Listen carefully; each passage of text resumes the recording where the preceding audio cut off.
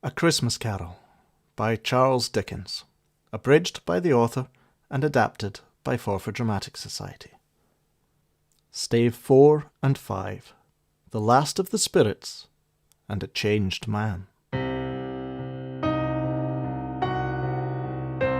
The phantom slowly, gravely, silently approached. When it came near him, Scrooge bent down upon his knee, for in the air through which the spirit moved, it seemed to scatter gloom and mystery. It was shrouded in a deep black garment, which concealed its head, its face, its form, and left nothing of it visible save for one outstretched hand. He knew no more, for the spirit neither spoke nor moved. I am in the presence of the ghost of Christmas yet to come, ghost of the future.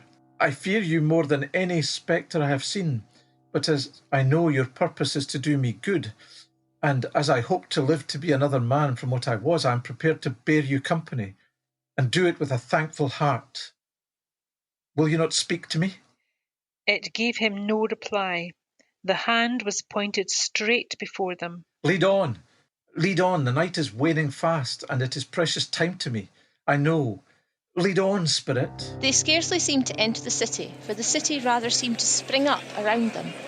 But there they were in the heart of it, on change amongst the merchants. The spirit stopped beside one knot of businessmen.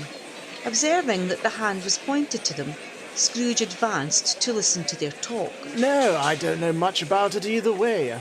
I only know he's dead. When did he die? Last night, I believe. Why? What was the matter with him? Oh, God knows. What has he done with his money? I haven't heard. Company, perhaps. He hasn't left it to me, that's all I know. Scrooge was at first inclined to be surprised that the spirit should attach importance to conversation apparently so trivial.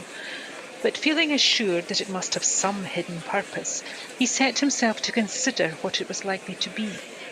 It could scarcely be supposed to have any bearing on the death of Jacob, his old partner, for that was past, and this ghost's province was the future. He looked about in that very place for his own image, but another man stood in his accustomed corner, and though the clock pointed to his usual time of day for being there, he saw no likeness of himself among the multitudes that poured in through the porch. It gave him little surprise, however, for he had been revolving in his mind a change of life, and he thought and hoped he saw his newborn resolutions carried out in this. They left this busy scene and went into an obscure part of the town, to a low shop where iron, old rags, bottles, bones, and greasy offal were bought. A grey-haired rascal of great age sat smoking his pipe. Scrooge and the phantom came into the presence of this man, just as a woman with a heavy bundle slunk into the shop. She had scarcely entered when another woman, similarly laden, came in too, and she was closely followed by a man in faded black. After a short period of blank astonishment, in which the old man with the pipe had joined them, they all three burst into a laugh. Let the charwoman alone to be the first, let the laundress alone to be the second, and let the undertaker's man alone to be the third. Look here, old Joe, here's a chance. If we haven't all three met here without meaning it. You couldn't have met in a better place. You were made free long ago, and the other two ain't strangers. What have you got to sell? Half a minute's patience, Joe, and you shall see. What odds then? What odds, Mrs. Dibbler? Every person has a right to take care of themselves. He always did. Who's the worse for the loss of a few things like these?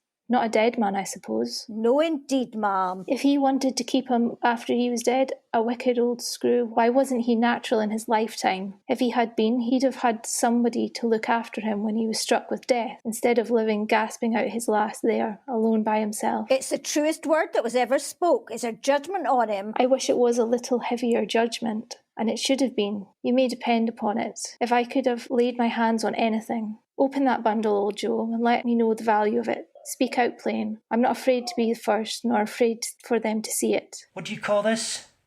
Bed curtains. Ah, bed curtains. Don't drop that oil upon the blankets now. His blankets. Whose else do you think? He isn't likely to take cold without 'em. I dare say it. You may look through that shirt till your eyes ache, but you won't find a hole in it, nor a threadbare place. It's the best he had, and a fine one too. They'd have wasted it by dressing him up in it, if it hadn't been for me. Spirit, I see. The case of this unhappy man might be my own. My life tends that way now, merciful heaven. What is this? The scene had changed, and now he almost touched a bare, uncurtained bed.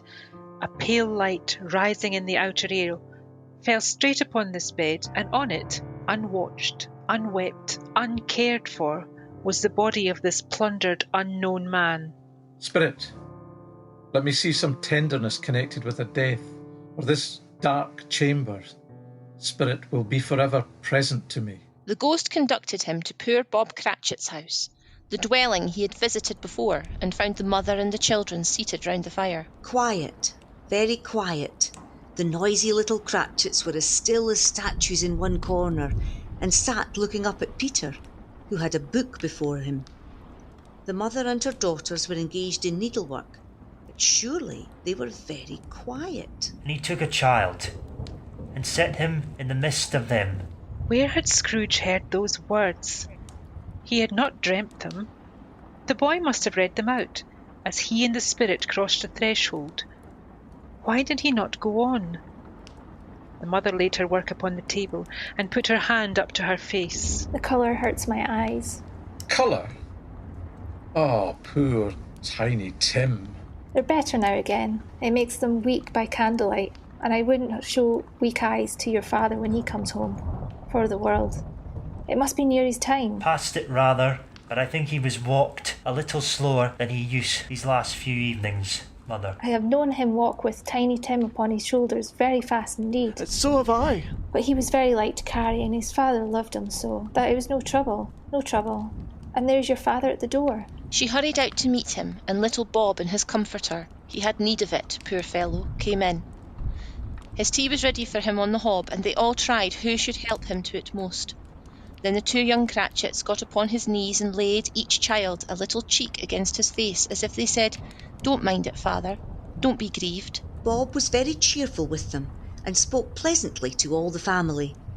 He looked at the work upon the table, and praised the industry and speed of Mrs. Cratchit and the girls. They would be done long before Sunday, he said. Sunday? You went today? Yes, my dear. I wish you could have gone. It would have done you good to see how green a place it is. But you'll see it often. I promised him that I would walk there on a Sunday. My little child. My little child.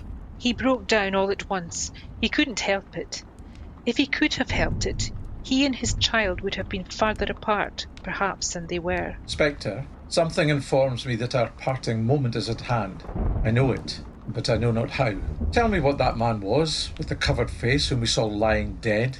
The ghost of Christmas yet to come conveyed him to a dismal, wretched, ruinous churchyard.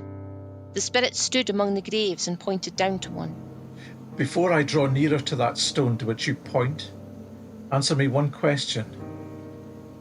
Are these the shadows of the things that will be, or are they shadows of the things that may be only? Still the ghost pointed downward to the grave by which it stood. Men's courses will foreshadow certain ends, to which, if persevered in, they must lead. But if the courses be departed from, the ends will change. Say it is thus with what you show me. The spirit was immovable as ever. Scrooge crept towards it, trembling as he went, and, following the finger, read upon the stone of the neglected grave his own name. Ebenezer Scrooge. Am I that man who lay upon the bed? No, Spirit. Oh, no. No, Spirit. Hear me. I am not the man I was. I will not be the man I must have been but for this intercourse. Why show me this if I am past all hope? Assure me that I yet may change these shadows you have shown me by an altered life. I will honour Christmas in my heart and try to keep it all the year. I will live in the past, the present and the future. The spirits of all three shall strive within me. I will not shut out the lessons that they teach. Oh, tell me I may sponge away the writing on this stone. Holding up his hands in one last prayer to have his fate reversed, he saw an alteration in the phantom's hood and dress. It shrunk, collapsed, and dwindled down into a bedpost. Yes, and the bedpost was his own. The bed was his own. The room was his own. Best and happiest of all, The time before him was his own, to make amends in. He was checked in his transports by the churches ringing out the lustiest peals he had ever heard. Running to the window, he opened it and put out his head. No fog, no mist, no night. Clear, bright, stirring, golden day. What's today? Eh? What's today, my fine fellow? Today? Why, Christmas Day? It's Christmas Day. I haven't missed it. Hello, my fine fellow. Hello. Do you know the poulterers in the next street but one, at the corner? I should hope I did. An intelligent boy. A remarkable boy. Do you know whether they've sold the prize turkey that was hanging up there? Not the little prize turkey, the big one. What, the one as big as me? What a delightful boy. It's a pleasure to talk to him. Yes, my buck. It's hanging there now. Is it? Go and buy it. I am in earnest. Go and buy it and tell him to bring it here that I may give them the direction where to take it. Come back with the man and I'll give you a shilling. Come back with him in less than 5 minutes and I'll give you half a crown. The hand in which he wrote the address was not a steady one. But write it he did. It was a turkey. He never could have stood upon his legs, that bird. He would have snapped them short off in a minute, like sticks of sealing wax. Scrooge dressed himself all in his best, and at last got out into the streets. The people were by this time pouring forth as he had seen them with the ghost of Christmas present, and walking with his hands behind him, Scrooge regarded every one with a delighted smile. He looked so irresistibly pleasant, in a word, that 3 or 4 good-humoured fellows said, "Good morning, sir. A Merry Christmas to you."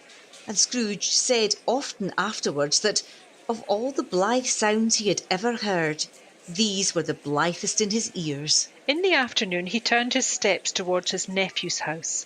He passed the door a dozen times before he had the courage to go up and knock.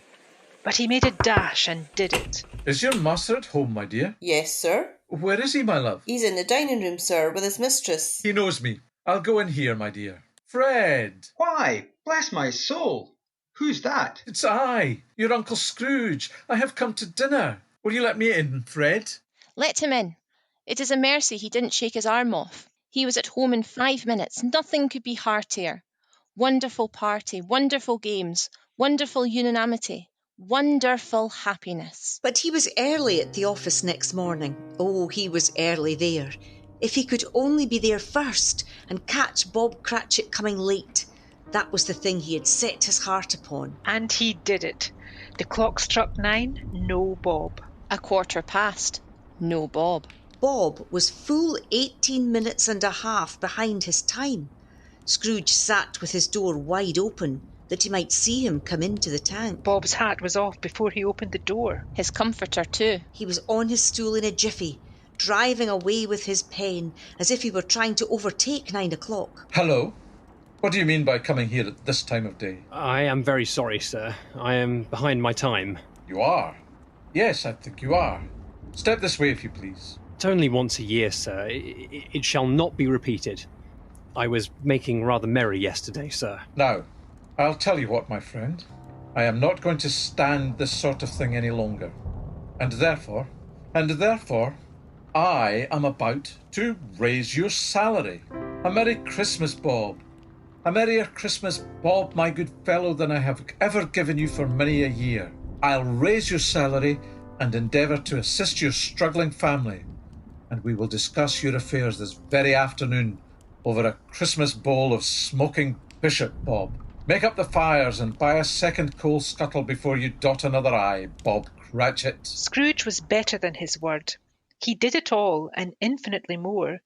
And to Tiny Tim, who did not die, he was a second father. He became as good a friend, as good a master, and as good a man as the good old city knew, or any other good old city, town, or borough in the good old world. Some people laughed to see the alteration in him, but his own heart laughed, and that was quite enough for him. He had no further intercourse with spirits, but lived in that respect upon the total abstinence principle ever afterwards.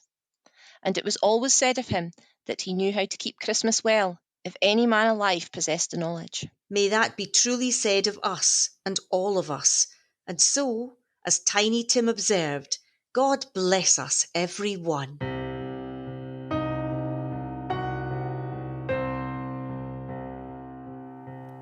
That was Stave 4 and 5 of A Christmas Carol by Charles Dickens, abridged by the author and adapted by Forfar Dramatic Society.